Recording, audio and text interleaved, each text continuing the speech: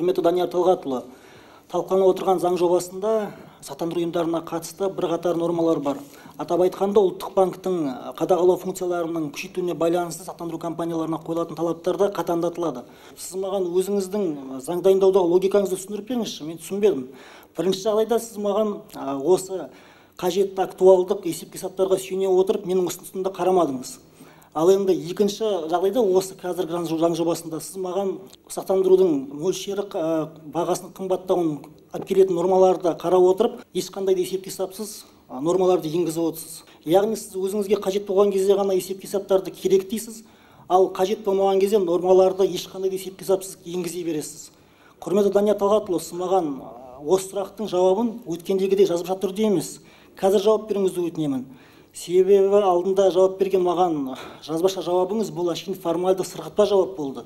Это вопрос в любом случае не относится к вопросу нынешнему законодательства о валютном регулировании и валютном контроле, на мой взгляд, никакого отношения не имеет, потому что в законопроекте о валютном регулировании и валютном контроле не содержится никаких норм в отношении страховых организаций. Мен сіздерге қазір осы валюталық реттеу туралы салыстырма кестеде көрсете аламын нақты. 129 позициядан бастап 159 позицияға дейін, яғни 30 шақты позиция осы жөнінде айтылған. Сенбесеңіздер мен сізге көрсетейін.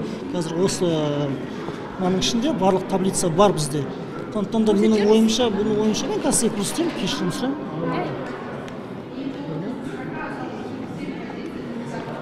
Мінекей қараңыздар. Өздеріңіз көріп тұрғандай сақтандыру туралы заң жоба. Көріп тұрсыздар өздеріңіз 129 позиция. Сондықтан да менің ойымша бұл жерде не нәрсені дұрыстап тиімді қарау керек. Яғни адамда логика болу біріншіден. Біз заңның тиімділігін, сондай-ақ заңды артық шығын шығармаса екен деп шығаруымыз керек. Сондай-ақ бұл халыққа да болашақ уақытта ыңғайлы болу керек. Ал ертеңгі таңда бізде қаншама сақтандыру компаниялары бар. Олар осы аудитті жүргізгеннен кейін аудитке қаншама шығын кетеді, оны өздеріңізге белгілі. Ал соның арқасында ертең дәл сол сақтандырушы компаниялар өзінің қызметтерін қымбаттауына әкелетін болады.